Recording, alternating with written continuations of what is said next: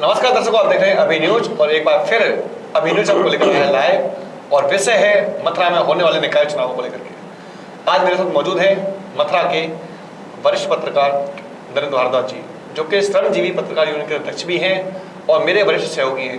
हम चर्चा करेंगे इन्हीं विषयों पर कि आज जो निकाय चुनाव आने वाले हैं उनमें क्या स्थितियां बन चुकी हैं और अभी तक कैसा हो चुका है ये समीकरण। क्योंकि अभी तक देखा जा रहा था कि नरेंद्र जी बात करेंगे कि जो अभी तक चुनाव की स्थितियां थी वो ये थी कि दो पक्षों के आमने सामने की टक्कर थी, सीधी सीधी भारतीय जनता पार्टी और कांग्रेस। लेकिन आज दिखाई देता है कि समीकरण ऐसे बन चुके हैं कि अब ये लड़ाई जो है वो त्रिकोणीय हो चुकी है। जहां पार्टी कांग्रेस में अभी अपने अपने दो पक्ष हो चुके हैं, तो दो पक्ष तो वो हो चुके हैं और एक पक्ष खुद भारतीय जनता पार्टी का, यानी कि जो चुनाव आमने सामने का था, जो द्विपक्षीय टक्कर थी, अब वो त्रिकोणीय हो चुकी है। क्या कहेंगे इस बारे में? देखिए गोपाल जी, सबसे पहले तो आपको बधाई दूंगा कि आप अपने चैनल के माध्यम से दर्शकों को चुनाव की छोटी छोटी कड़ी से रूबरू करा रहे हैं और ये एक अच्छा माध्यम है कि जिससे जनता सोशल मीडिया के इस दौर में, इलेक्ट्रॉनिक मीडिया के इस दौर में जनता कम से कम चुनाव की रूपरेखा, उनके उतार चढ़ाव को ध्यान से देख सके जी। तो अगर मथुरा की बात करूं तो मथुरा का चुनाव इस समय बड़ा रहस्यमय से हो गया है। बिल्कुल, हाँ बिल्कुल, जिसको मैं कहूँगा, कहते हैं ना कि चुनाव है लेकिन लोग ये नहीं समझ पा रहे कि चुनाव में लड़ कौन रहा है हकीकत में। मैं यही कहना चाहता था आपसे भी कि अभी तक जो निकल के आया है सामने, जो अभी देख रहे हैं कि आज भी श्याम सुंदर उपाध्याय ने एक प्रेस कॉन्फ्रेंस की है और वहां पर भी एक और लोग अंदाज लगा रहे थे कि हो सकता है श्याम सुंदर शर्मा पार्टी से डिस्कस करने के बाद में बगावत पर उतराएंगे और किसी अन्य पार्टी का, बसपा का मैं नाम लेना चाहूंगा, बिल्कुल, कि लोग कह रहे थे कि हो सकता है जो पंजे पर सवार थे अब हाथी की सवारी करेंगे। लेकिन उनसे बिल्कुल उलट आज भी उनका यही कहना है कि मैं कांग्रेस का सच्चा सिपाही था और आज भी कांग्रेस के साथ हूं। तो क्या ये कहा जा सकता है कि एक बार फिर से श्याम सुंदर उपाध्याय वापस कांग्रेस में जाना चाहेंगे? देखिए, अगर मैं श्याम सुंदर उपाध्याय जी की बात करूं, बिट्टू भैया की बात करूं, जिनको हम लोग मथुरा की जनता प्यार से बिट्टू भैया बोलती है, तो पूर्व नगर पालिका के चेयरमैन रह चुके हैं और उनका कार्यकाल उस समय बड़ा काबिल तारीफ रहा है। सबसे बड़ी ये है कि उनके कार्यकाल में कोई भी हड़ताल नहीं हुई। जैसे हम देखते हैं कि जो भी कोई मेयर होता है या कहीं जो भी नगर निकाय होते हैं वहाँ कर्मचारी हड़ताल कर देते हैं, तो उनके कार्यकाल में हड़ताल नहीं हुई। कार्यकर्ता बहुत पुराने हैं। रही बात टिकट की, तो टिकट के वो प्रबल दावेदार बहुत पहले से ही थे। जब से एक समय था जब शुरुआत हुई थी इस चुनावी दौर की और लोग कयास लगा रहे थे कि अब की बार कांग्रेस का प्रत्याशी कौन हो सकता है, तो सबसे आगे शायद दौड़ में श्याम सुंदर उपाध्याय और यामिनी आचार्य जी, बिल्कुल डेफिनेटली, कि यहाँ से कांग्रेस के प्रबल दावेदार के रूप में शुरू से उभर रहे थे जी। और उसके बाद आचार्य जी उभर रहे थे और भी कुछ नाम थे। लेकिन अचानक से जो 2 बार के बसपा से विधायक रहे हैं राजकुमार रावत जी, उन्होंने 3-4 दिन पहले ही पार्टी ज्वाइन की, कांग्रेस ज्वाइन की और कांग्रेस ज्वाइन करने के तुरंत बाद ही उनको पार्टी ने टिकट दे दी। उनके इस टिकट देने से एक हेलीकॉप्टर, जिसको पैराशूट हम बोलते हैं, एक पैराशूट प्रत्याशी बोलते हैं, पैराशूट प्रत्याशी रूप में उनका पर्दापड़ हुआ कांग्रेस में और उनको टिकट दे दी गई।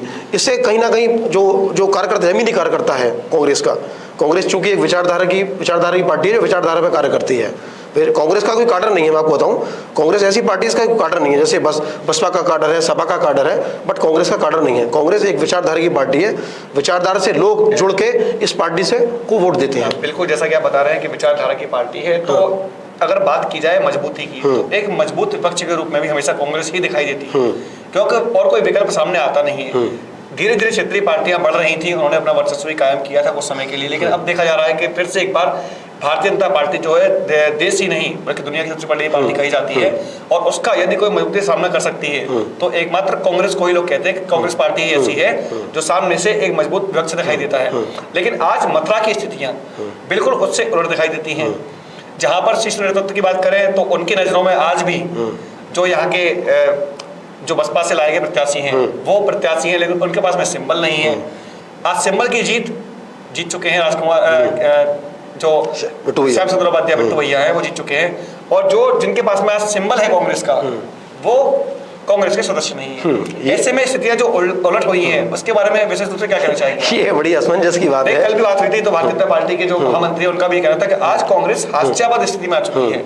तो क्या वास्तव में आज कांग्रेस की जो गिनती है वो उल्टी शुरू हो चुकी है? देखिए, अगर मैं कांग्रेस की बात करूं या भारतीय जनता की बात करूं तो निश्चित रूप से इसमें कोई शक नहीं कि माननीय प्रधानमंत्री मोदी जी और प्रदेश के यशस्वी हमारे मुख्यमंत्री योगी जी के नेतृत्व में भारतीय जनता पार्टी ने बहुत ज़्यादा तरक्की की है, विश्वास हासिल किया है लोगों का, जनता का विश्वास हासिल किया है। लेकिन अगर बात कांग्रेस की करूं तो कांग्रेस भी एक राष्ट्रीय पार्टी है, देश की सबसे बड़ी पुरानी पार्टी है। हाँ, चूंकि कुछ विचारधारा इनकी आपस में अंतरकलह कह सकते हैं उसको, या पार्टी में गुटबाजी चलते ये पार्टियां अपने धीरे धीरे रसातल की ओर इसका वर्चस्व कम हो गया। लेकिन अगर मैं राष्ट्रीय स्तर की बात करूं तो आज भी राष्ट्रीय पार्टियां दो ही हैं जो मुख्य पार्टी हैं, भारतीय जनता पार्टी बिल्कुल और कांग्रेस। स्थानीय बात करूं तो फिर मैं आपसे कह रहा हूं कि कांग्रेस के टिकट के प्रबल दावेदार थे बिट्टू भैया, श्याम सुंदर उपाध्याय जी। उसी बीच में प्रताप हुआ राजकुमार रावत जी का, उनको टिकट दे दी गई।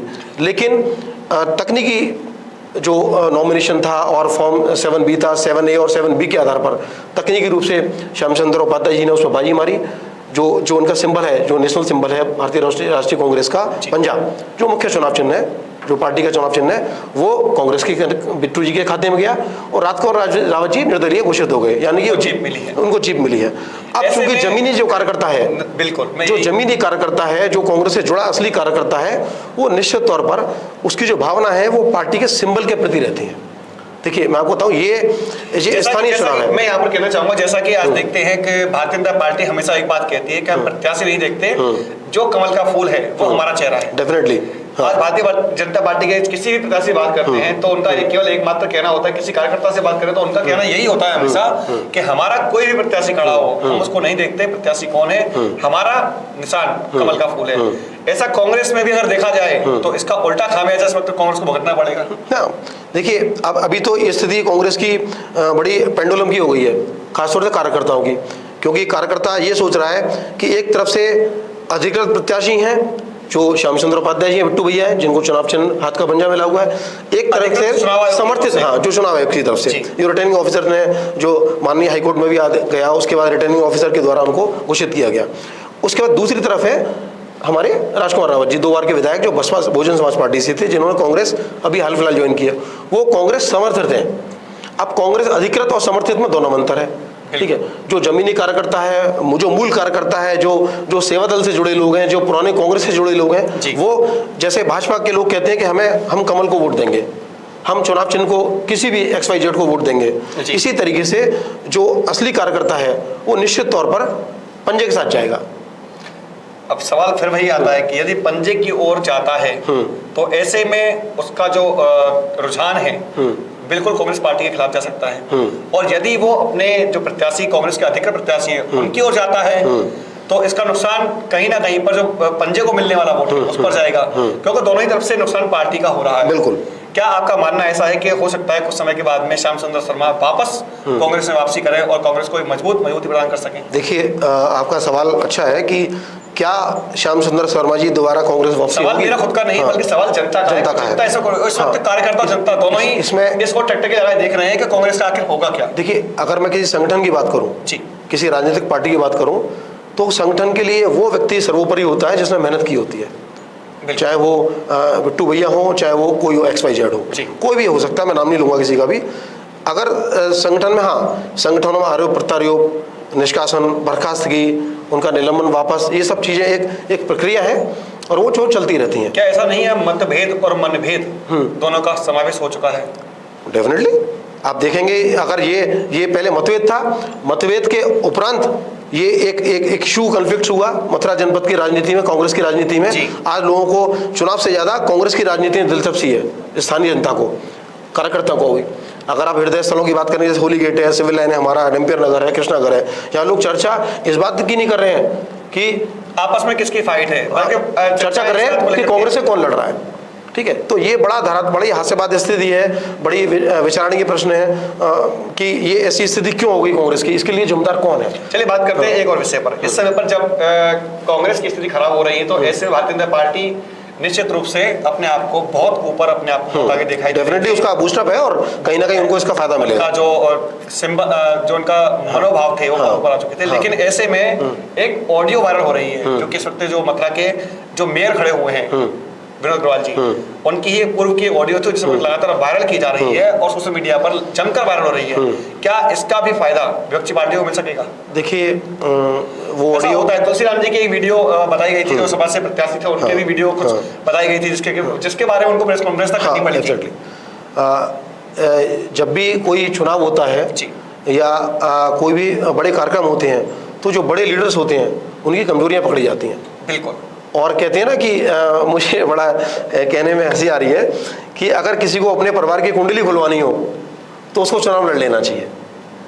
अगर उसको अपने परिवार की कुंडली खुलवानी हो, जन्मपत्री खुलवानी हो तो उसको चुनाव लड़ना चाहिए। तो चुनाव में क्या होता है कि चूंकि जंग और मोहब्बत में सब कुछ जायज है, दिस इज बेसिकली फाइट, ठीक है। साम दाम दंड भेद के हिसाब से आप कैसे भी आप, हाँ, राजनीति की परिभाषाएं बदल गई हैं। जो एक दौर था अब्दुल कलाम जी का या अटल बिहारी वाजपेयी जी के समय का, ठीक है, या इंदिरा गांधी जी के समय का, वो नैतिकता खत्म हो चुकी है ऑलमोस्ट।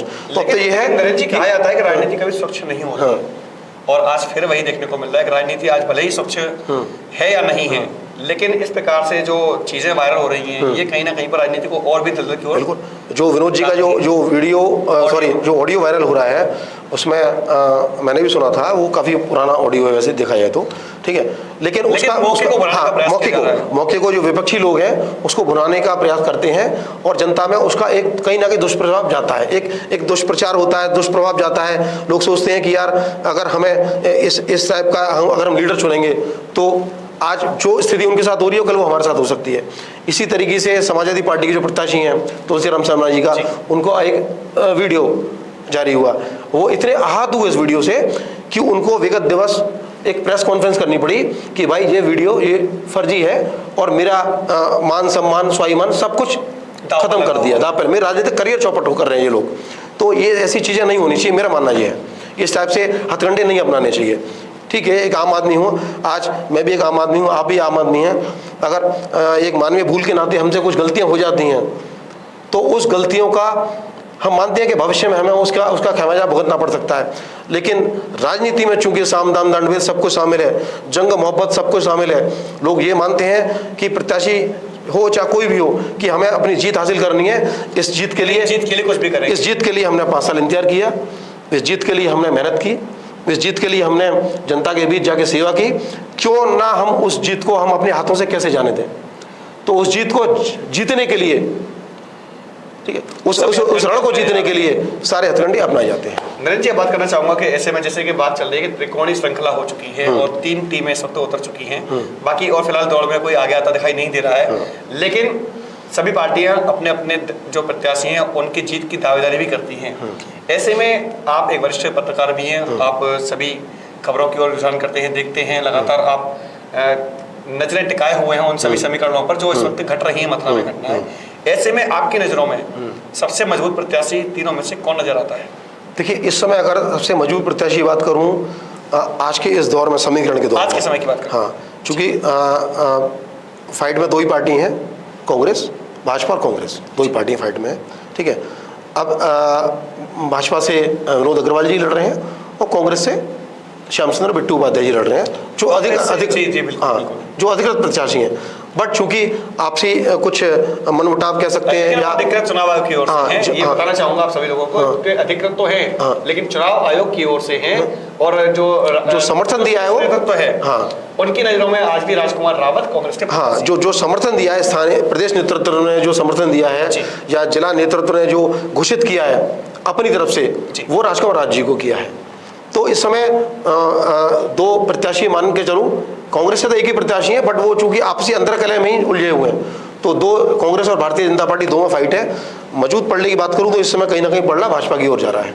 उसका सबसे बड़ा रीजन है कि कांग्रेस की आपसी अंतरकलह, उस कलह का जो फायदा मिलेगा वो भारतीय जनता पार्टी को निश्चित तौर पर मिलेगा, क्योंकि जनता ये समझ रही है, इस आम मतदाता ये समझ रहा है कि वोट किसको दूं भाई। एक तरफ उनसे बिट्टू भैया कह रहे हैं कि हम पंजाब पर लड़ रहे हैं, दूसरी तरफ राजकुमार रावत जी कह रहे हैं कि हम कांग्रेस के प्रत्याशी हैं, हमें हमारी आपसे फूट का फायदा कहीं ना कहीं पर आज फिर से एक बार जो भारतीय जनता पार्टी के प्रत्याशी उनको मिल सकेगा। लेकिन एक बात और बताता हूँ कि इसके पीछे कांग्रेस के जो अधिकृत प्रत्याशी हैं इस समय बिट्टू जी, उनके साथ एक प्लस पॉइंट है कि उनको एक पुराना अनुभव है। उन्होंने पालिका अध्यक्ष जब वो रहे, उन्होंने उनका कार्यकाल बहुत शानदार रहा और वो जनता के बीच एक जाना पहचाना चेहरा है। अगर मैं बात करूं, राजनीति की बात करूं, पहचान जाना पहचाना, लोग उनको जानते हैं और शिक्षित हैं, पढ़े लिखे हैं और एक अच्छे कुशल प्रशासक भी हैं। कुशल प्रशासक मतलब मेरा है कि वो उनके अंदर एक एडमिशन क्वालिटी है, तो वो जनता कहीं ना कहीं उस चीज़ को लाइक करेगी। लेकिन समस्या फिर वहीं आ रही है कि जो वोट ऑफ परसेंटेज है, जैसे इस समय बात करूं तो ब्राह्मण मतदाता और वैश्य दो ही मतदाता इस समय बहुत अहम कड़ी निभाएंगे। 7.5 लाख जो वोटर्स हैं। हम लोगों ने जब बात की थी शुरुआत में ही, चर्चा का दौर शुरू हुआ था और जब इन चुनावों की शुरुआत हुई थी उसी वक्त ये तय हो चुका था कि अब की बार जो आपस का जो टकराव होगा वो ब्राह्मण और वैश्य के बीच में होगा और वही बिल्कुल हुआ भी। यानी कि जो लोग धारणा बनाए हुए थे, जो लोगों की सोच थी, वही सामने आती जा रही है और लोगों को अनुमान था इस बात का कि हो सकता है कि एक बार फिर से ब्राह्मण और वैश्य का ही आमने सामने का टकराव सीधा सीधा रहेगा। हालांकि ये टकराव राजनीतिक है, केवल दो चेहरों के बीच में है। बाकी मथुरा की किसी भी क्षेत्र की, मैं समाज की बात नहीं कर रहा हूँ, यहाँ पर बात कर रहा हूँ केवल और केवल चेहरों की। तो वो सामने आ चुका है और एक बार फिर से वैश्य और ब्राह्मण जो सामने है, तो ऐसे में फायदा कैसे मिलेगा? फायदा देखिए, भाजपा की बात करूं तो उनका एक परंपरागत वोट है वैश्य। जो वैश्य वोट बैंक है वो भाजपा का परंपरागत है और इसके अलावा अन्य जातियां जैसे आप सैनी हैं, पाल हैं, बघेल हैं, ठीक है, कश्यप हैं, जाट हैं, ठाकुर हैं, यानी कि जाति कोई भी जाति हो, खासतौर से किसी वर्ग से। हाँ, खासतौर से आपने देखा हुआ पिछले विधानसभा चुनाव में जो यहाँ तक कि मुस्लिम महिलाओं ने भी वोट दिया भारतीय जनता पार्टी को। बिल्कुल बता दिया कि मुस्लिम वोटर्स की बात करें तो अब की बार मुस्लिम वोटर्स किस ओर जाएगा, क्योंकि अभी भी कुछ मामले हुए हैं जिनमें के कुछ घटनाएं मथुरा में हुई थी, उसमें भी लोगों में काफी खासा रोष देखा गया था। तो ऐसे में मुस्लिम वोटरों के पास में क्या विकल्प रहेगा? देखिए, मुस्लिम वोट बेसिकली जो धारणा बनी हुई आम जनता के बीच में, या बतौर पत्रकार भी मैं कहूँ तो वो मुस्लिम वोट का जो झुकाव होता है वो एंटी बीजेपी की तरफ होता है। मतलब ऐसा प्रत्याशी जो भाजपा को हराने की ताकत रखता हो। जो पार्टी भाजपा को हराएगी मुस्लिम वोट उधर शिफ्ट होता है। और जो वैश्य वोट है वो परंपरागत रूप से भाजपा का है। ब्राह्मण वोट भी ऑलमोस्ट बटा हुआ है। ब्राह्मण वोट एक जमाने में पूरी तरह से कांग्रेस के साथ था, बट इस समय बटा हुआ है। लेकिन कांग्रेस के साथ अन्य जो जातियां हैं, सर्व जाति की बात करूंगा मैं जी, भारतीय जनता पार्टी के साथ जो सर्व जातियां जुड़ी हुई हैं इस समय, आप देखेंगे कि पिछले विधानसभा चुनाव में सभी लोगों ने मिलकर भाजपा को जिताया था। इसी तरीके से हिंदुत्व के मुद्दे पर कह सकते हैं हम, राष्ट्रवाद के मुद्दे पर कह सकते हैं। इसके अलावा सबसे बड़ी बात है क्राइम कंट्रोल, जो क्राइम को कंट्रोल किया है भाजपा शासन ने, ठीक है, तो उसकी वजह से कहीं ना कहीं जनता सुकून में है, तो उसका फायदा मिलता है। क्योंकि ये स्थानीय चुनाव है, लेकिन जो मैसेज आता है वो राष्ट्रीय या राज्य राजनीति से आता है। लेकिन नरेश जी, अगर बात करूं स्थानीय चुनावों की होने की, तो यहाँ मथुरा की स्थितियां बिल्कुल इसके उलट दिखाई देती है। मथुरा में आने वाला तीर्थयात्री हो, चाहे मथुरा के स्थायी निवासी हों, सबसे बड़ी समस्या ट्रैफिक जाम से जूझ रहे हैं। क्यों नहीं आखिर प्रशासन या मतलब ऊपर जो उच्च अधिकारी हैं उन लोगों का ध्यान इस ओर जा रहा है कि आपके रास्ते बंद करने से मथुरा के लोगों को खासी दिक्कतों का सामना करना पड़ रहा है? ये क्यों मथुरा में हर रोज जन्माष्टमी मनाई जा रही है? ये इतना ज्वलंत मुद्दा है। अभी मैं आ रहा था, मैं टैंकचौरा से होता हुआ आपके पास आया, तो भूतेश्वर से टैंकचौरा से स्टेट बैंक से भूतेश्वर आया हूँ। आप देखेंगे कि ट्रैफिक मैनेजमेंट की बजाय उन्होंने सड़क को डिवाइड कर दिया है। ट्रैफिक पुलिस ने चौराहों को बंद कर रखा है। हाँ, चौराहे बंद कर रखा है, सारे यू टर्न्स बंद कर रखे हैं। अगर आप किसी महानगर में जाएंगे तो यू टर्न होता है, तो यू टर्न से क्या होता है, जाम नहीं लगता है और आराम से आवागमन हो जाता है। बट यहाँ यू टर्न कर रखा है। अब अगर आपको टैंक चौराहे से अगर आपको स्टेट बैंक चौराहे जाना है, सपोज करिए कि आप मछली फाटक से आ रहे हैं और मछली फाटक से आपको सरीन पेट्रोल पंप की तरफ जाना है, तो आपको बस अड्डे घूम के आना पड़ेगा। बिल्कुल, तो यू टर्न बंद कर दिए। मेरे ख्याल से आज जैसे बताया जा रहा है कि यू टर्न बस स्टैंड से आगे जाकर अब जो रास्ते पहले थे वो कट कर दिए गए और बंद कर दिए गए। तो अब आपको लौट के BSA कॉलेज तक कम से कम आना ही पड़ेगा। इससे जो यात्री हैं, तीर्थयात्री, मथुरा में लगभग 50,000 तीर्थयात्रियों को उनको नहीं पता होता कि आपकी व्यवस्थाएं क्या हैं, जैसा उनको ड्राइवर्स ले आते हैं। नहीं, लेकिन मैसेज गलत जाता है। आप समझिए इस चीज़ को, मैसेज गलत जाता है, क्योंकि जिस जगह की दूरी मान लो 2 किलोमीटर है, उसको ऑटो रिक्शा वाला या टेरी वाला या जो भी है, जिससे भी जाते हैं, जो भी संसाधन है उनका परिवहन का, वो लगभग 5 किलोमीटर का दायरा दर कर रहा है। उनका समय खराब हो रहा है, उनका विलंब हो रहा है, दर्शन छूट रहे हैं और पैसे भी खर्च हो रहे हैं। इससे छवि किसकी खराब हो रही है? जनपद की। अगर जनपद की खराब हो रही है तो कहीं ना कहीं उसके लिए उसके साथ बात करें ट्रैफिक जाम की, ट्रैफिक जाम की समस्या एक ऐसी समस्या है कि जिसका कि निदान अभी तक मथुरा वृंदावन की जनता को नहीं मिल पा रहा है। और आज अक्षय तृतीया भी है, तो आज के दिन भी मथुरा वृंदावन के हालात जो हैं वो बद से बदतर हैं और वृंदावन में इस समय स्थितियां लगातार बिगड़ी हुई हैं। ट्रैफिक कंट्रोल मैनेज नहीं हो पा रहा है। हाँ, मैनेजमेंट की बजाय उसको मतलब कहते हैं ना कि सड़क के बीच में एक दीवार खींच दी है और लगभग रोड। मेरा प्रश्न आपसे ये भी रहेगा कि क्या नो एंट्री ट्रैफिक की जो समस्या है उसका समाधान है? नहीं, नो एंट्री कोई समस्या नहीं है, नो एंट्री कोई समाधान नहीं है, ट्रैफिक मैनेजमेंट समाधान है। You have to work as a manager. क्या ऐसा नहीं लगता कि मथुरा के जो हमारे जो यहाँ पर बैठे हुए अधिकारी हैं वो लोग केवल एक मात्र ट्रैफिक को कंट्रोल करने की बजाय नो एंट्री करके अपनी समस्या छुटकारा पा लेते हैं? इस समय आपने देखा होगा विगत एक महीने में काफ़ी दौरे हुए हैं उच्च अधिकारियों के, पुलिस प्रशासन के, और इसी को मंडलायुक्त भी आए हैं, हमारे एडीजी साहब भी आए हैं, हमारे आईजी साहब भी आए हैं, एसएसपी साहब भी हमारे पुराने थे पहले यहाँ पर, अब फिर से उन्होंने यहाँ पर बतौर एसएसपी ज्वाइन किया है, तो वो मथुरा के भौगोलिक स्थिति को भलीभांति परिचित हैं। डीएम साहब भी बहुत अच्छा कार्यकाल कर रहे हैं, बहुत अच्छा कार्य कर रहे हैं, तो वो समझते हैं। लेकिन फिर वही ढाक के 3 बात वाली बात आ रही है। बिल्कुल, फुटफॉल्स 50,000 लोगों का डेली आवागमन मथुरा जनपद में होता है, लेकिन ट्रैफिक के नाम पर केवल और केवल उनको इस समय पैदल चलने पर मजबूर किया जा रहा है। यदि बात की जाए लक्ष्मी नगर से और मसानी आने की, देखिए मैं इस वक्त शहर की स्थितियां बता रहा हूँ आपको, क्या स्थितियां हैं कि सबसे पहले अगर आपको मसानी आना है या आपको जन्मस्थान आना है तो आपको सबसे पहले तो वही रोक दिया जाएगा कृष्णापुरी पर। यदि आप कृष्णापुरी पा करके आ भी जाते हैं तो आपको आरसमा रेलवे फाटक से आगे नहीं अनुमति दी जाएगी। उसके बाद आप या तो छोटे वाहनों से या ई रिक्शे बंद कर रखे हैं रिक्शों के द्वारा, अगर आप किसी कारणवश भरतपुर गेट आ जाते हैं तो वहां से आपको ऑटो मिलेगा जो मात्र डी गेट छोड़ देगा। यानी कि शहरों को विभाजित कर दिया है, अलग अलग रास्ते बंद कर दिए, एक टुकड़ा छोड़ दिया है डी गेट से लेकर भरतपुर गेट तक, जिसमें ऑटो चल रहे हैं इस वक्त केवल। तो अगर वो भी बंद कर दिया जाए तो मेरे ख्याल से और ट्रैफिक की समस्या का समाधान हो सकता है। समस्या वास्तव विकराल है। वृंदावन की स्थिति तो आप देख ही रहे हैं, हम लोग बद से बदतर है। और बड़ा दुखद विषय है कि वृंदावन में जो लोग रह रहे हैं 200, 300, 400, 500 सालों से, इनकी पीढ़ियां दर पीढ़ियां गुजर गई, वो अपने घरों में एक कहते हैं जैसे कोई पशु उसमें रहता है पिंजरे में, चिड़ियाघर में, इस तरीके से अपने घरों में कैद होकर रह गए। उनका दर्द झलकता है। वो जो स्थानीय लोग हैं जो डेली आपने देखा होगा दर्शन करने जाते हैं तो वो लोग रोते हुए नजर आते हैं। वो आज मजबूर है रोने के लिए, क्योंकि शासन प्रशासन के पास में कोई ऐसा ठोस विकल्प नहीं है जो उनको इस जाम के झांक से मुक्ति दिला सके। चलिए बात करते हैं फिर से निकाय चुनाव की ओर से कि आखिर मथुरा के जो आगामी मेयर बनने वाले हैं वो इस आवाज को कब उठाएंगे? क्योंकि देखिए प्रशासन और शासन से जब उनका आपस में संवाद होगा तो क्या इस विषय को सामने नहीं लेके आएंगे? देखिए डेफिनेटली अगर मथुरा में जो भी मेयर बनेगा उसके लिए खास तौर से 3 चुनौतियां तो रहेंगी। 3 चुनौतियां मैं आपको फिर बता रहा हूँ। जो सबसे बड़ी चुनौती उसके लिए रहेगी वो रहेगी बंदरों का आतंक। बिल्कुल ठीक है, मथुरा में बंदरों का आतंक इस कदर है, इस कदर आतंक है। मैं अपने दोस्तों से कहना चाहूंगा कि जब भी हम कभी भी बात करते हैं चुनावी चर्चाओं की, चुनावी दौर की, तो सबसे पहले प्रमुख मुद्दे आते हैं वो यही रहते हैं मथुरा में कि मां यमुना का प्रदूषण, बंदरों से मुक्ति, ट्रैफिक जाम और यहाँ की सीवेज। देखिए हम राष्ट्रीय मुद्दों में बात नहीं कर सकते। बिल्कुल ठीक है, ये स्थानीय निकाय चुनाव है, स्थानीय चुनाव है, लोकल चुनाव है। तो सबसे बड़ा ज्वलंत मुद्दा है वो बंदरों का। मैं बंदरों का इसलिए बोल रहा हूँ क्योंकि 1-1.5 साल में कितने लोग बंदरों ने उनको गिरा के छत से घायल कर दिया, कितने लोगों की मृत्यु हो गई। उस परिवार से पूछिए जिनके परिवार की अकाल मृत्यु उस बंदर के कारण हो गई है, जिसने धक्का दिया या छत पर से गिर गया।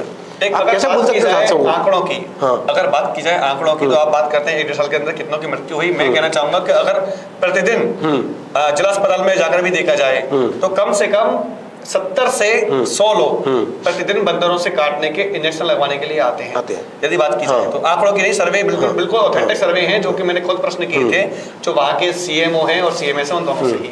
अगर बात करें 70 से 80 लोग या 100 लोग प्रतिदिन केवल बंदरों के काटने के इंजेक्शन लगवाने आते हैं तो आप स्थितियां समझ सकते हैं कितनी घातक होंगी। ये वो लोग हैं जो जिला अस्पताल तक लाइन लगाकर आ सकते हैं। बाकी इनमें कई लोग तो ऐसे हैं जो अपने घरों पर ही झाड़ फूक करवा लेते हैं या इलाज ही नहीं कराते हैं। ये सबसे बंदरों का आतंक सबसे बड़ा चैलेंज है। कैसे आप उसको रेक्टिफाई करेंगे, किस तरीके से आपको रिजर्व करेंगे, क्योंकि बंदरों के लिए मंकी सफारी की बात हुई थी। बात की जाए नरेंद्र जी, तो पिछले जो कार्यकाल रहा था हमारे मेयर मुकेश अरबिंदु जी का, उनका भी ये कहना था कि हमने प्रयास किए थे, सफल नहीं हो पाए, प्रयास किए थे। तो ऐसे में क्या मानते हैं कि जो अगले आने वाले मेयर होंगे, क्या वो अपने प्रयासों में सफल हो जाएंगे? नहीं, उनको करना पड़ेगा, सब प्रयास नहीं करने, he has to do this. उसका रीजन है कि आप जब मंकी सफारी की बात हुई थी, माननीय सांसद हमारी हेमा मालिनी ने बात की थी मंकी सफारी बनाने के लिए कि मंकी सफारी बनाई जाए, वन विभाग की मदद ली, एक्सपर्टीज बुलाई गए, तो वे हम क्यों नहीं कर सकते भाई? देखिए, एक आम आदमी कोई काम नहीं कर सकता, उसका रीजन क्या है कि हमारे पास पावर नहीं है। हम चाहते हैं कि ट्रैफिक अच्छा हो, हम चाहते हैं नल पानी आए, हम चाहते हैं सड़कें अच्छी हो, हम चाहते हैं बिजली अच्छी आए, हम चाहते हैं कि गुंडा तत्व खत्म हो जाए, लेकिन हमारे पास पावर नहीं है। इसलिए लोग पावर के लिए या अपने अधिकार का सही इस्तेमाल के लिए लोग राजनीति में या सिविल सर्विसेज में आते हैं, प्रतिनिधित्व देते हैं किसी को वो हमारी समस्याओं या तो लोग सिविल सर्विस में जाते हैं कि हम अभी कलेक्टर बनेंगे, हम लोग पुलिस में जाएंगे, जिससे हम लोग अपने जो अधिकार है उसका जनता के हितों में इस्तेमाल करेंगे। इसी तरीके लोग राजनीति में आते हैं। तो अगर आप राजनीति में आ गए हैं तो आपके पास सत्ता की ताकत है, आपके पास सरकारी ताकत है, आपके पास मैन पावर है, आपके पास इंफ्रास्ट्रक्चर बेस है, आप क्यों नहीं इसको यूज करते? यानी कि आपका कहना है कि करना पड़ेगा, इसके लिए इच्छा शक्ति चाहिए। ये तो स्पष्ट हो चुका है। अगर आपके पास इच्छा शक्ति है, अभी अभी अभी अभी ये समझिए कि कोई आपने देखा होगा कि माननीय प्रधानमंत्री जाते हैं या मुख्यमंत्री जाते हैं या कोई बहुत बड़ा वीआईपी लीडर्स आता है तो रात सड़क बन जाती है। क्यों? बिल्कुल, क्योंकि इच्छा शक्ति दिखाई, इच्छा शक्ति दिखाई। तो अगर यहाँ पर मैं बात कहना चाहूंगा कि यदि वृंदावन में भी अगर बात की जाए किसी मुख्यमंत्री के किन्हीं की भी आने की आगमन की सूचना हो तो रास्ते खाली मिलते हैं, ट्रैफिक डाइवर्ट कर दिए जाते हैं, तो आम जनता के लिए आखिर क्यों नहीं हो सकता? जब जब जब बंदरों के आतंक इस कदर है कि महिलाओं का निकलना दूर हो गया है, बच्चे नहीं निकल पा रहे हैं, लोग घरों में कैद हो रहे हैं। खासतौर से अगर यहाँ की घनी जो आबादी है, होली गेट के अंदर चौबियावाड़ा है, चौक बाजार है, छत्ता बाजार है, जो घनी आबादी जो पुराना शहर है, शायद कोई ऐसा कोई बचाओ जो पुराना शहर है जहाँ बंदरों का आतंक नहीं है, तो बंदरों की आतंक की समस्याओं से निपटना सबसे बड़ी चुनौती है। दूसरी सबसे बड़ी चुनौती मैं आपको बताऊंगा यमुना महारानी जी की, उनके प्रदूषण की चुनौती। ये बड़ा दुखद पहलू है। मतलब का एकमात्र तीर्थ स्थल, तीर्थ नहीं कहेंगे, साक्षात है जी। बिल्कुल, मैं यमुना के बारे में कृष्णकालीन है, साक्षात है। अगर हम बात करते हैं भगवान कृष्ण की, ठीक है, उनके जमाने की बातें याद करते हैं, दो ही चीजें हैं, गिरिराज पर्वत जी हैं और यमुना जी हैं, साक्षात हैं। जिस साक्षात जो हमारी यमुना महारानी जी हैं, आप करोड़ों रुपया, हजारों करोड़ों रुपया आता है, हर साल आता है, लेकिन यमुना प्रदूषण जस की तस है। आपने देखा होगा कुछ स्थानीय जनता की समाज सेवियों ने, जनता के लोगों ने, जो लोग काम इसमें जुड़े हुए हैं, जो वास्तव में समाज सेवी हैं, जनता के हितों की रक्षा करते हैं, उन्होंने चैलेंज किया इस बार जनप्रतिनिधियों को, कोई भी जनप्रतिनिधि हो, कि कोई भी जनप्रतिनिधि आए और यमुना जी के जल को आचमन करे और यमुना जल को पी के दिखाए, इनाम की घोषणा भी की थी, और हम उनको इनाम देंगे।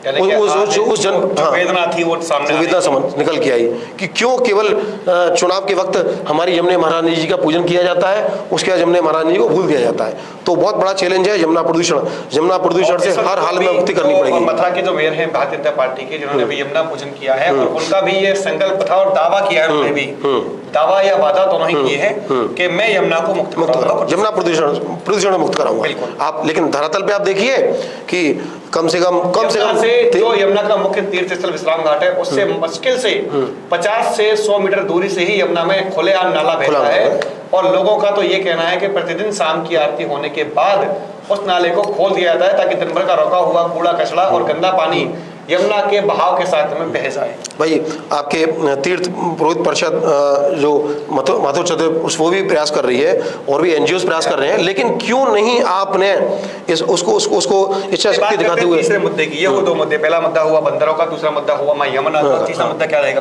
तीसरा मुद्दा देखिए जो रहेगा, मेरा जो मानना है वो रहेगा सीवेज का।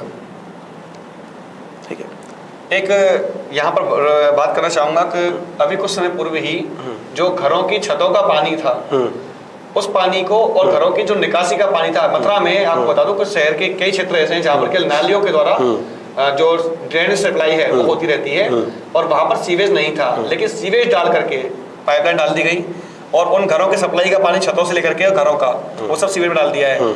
उनकी क्षमताएं नहीं है, आज वो पाइप फट चुके हैं, मकान फट रहे हैं और पानी सीधा जमीन के अंदर जा रहा है, जो कि कहीं पर घरों को नुकसान कर रहा है।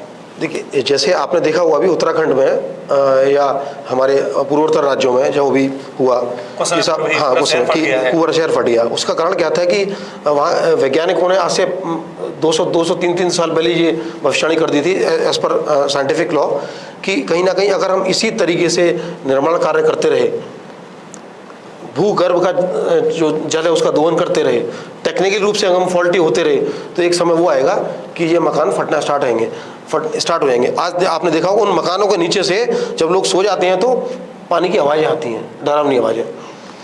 अब आप घनी आबादी की बात करेंगे, आपने देखा मकान फट रहे हैं, क्यों फट रहे हैं? आपने कहा कि साहब सारी यहाँ तक कि मतलब घरों की नालियाँ, ठीक है, जो भी घर से जो वेस्ट मटेरियल निकलता है लिक्विड के रूप में, उसकी जो नालियाँ हैं वो सब सीवेज में जोड़ दी गई। लेकिन सीवेज में जोड़ने के बाद वो जो मेन पाइपलाइन में जाती है उसको ध्यान देने वाला कोई आज भी वही पुराना जो डला हुआ आज भी डला हुआ है, अंग्रेजों के जमाने का मथुरा में सीवर है, सीवर है, और नया सीवर अभी डला था बीच में, लेकिन वो इतना छोटा है, इतने उसका डायमीटर बहुत छोटा है, ठीक है, इतना छोटा डायमीटर है कि वो उसमें जो प्रवाह है पानी का क्षमता है बहुत कम है। जब क्षमता नहीं है तो बड़ा मुद्दा सामने नहर में चुनौती है उनके लिए, जो नए मेयर आएंगे उनके लिए ये भी बड़ी चुनौती रहेगी, किस प्रकार से उसको मैनेज कर पाएंगे। ये 3 समस्याएं काफी बड़ी हैं और लगातार हम इन्हीं विषयों पर बात करने के लिए बुलाते रहेंगे अपने सभी समाज के वरिष्ठ लोगों को, वरिष्ठ पत्रकारों को और समाज सेवियों को, क्योंकि ये ज्वलंत मुद्दे हैं और लगातार हम बात करते रहेंगे मथुरा में होने वाले इस नगर निकाय चुनाव की। फिलहाल के लिए इतना ही, और मैं सबसे धन्यवाद देना चाहूंगा नरेंद्र जी को, जिन्होंने आज अपना इतना महत्वपूर्ण समय दिया, इस समय में समय निकालकर हम लोगों के पास में आए और हमसे आज बातें की। आपका भी बहुत बहुत धन्यवाद।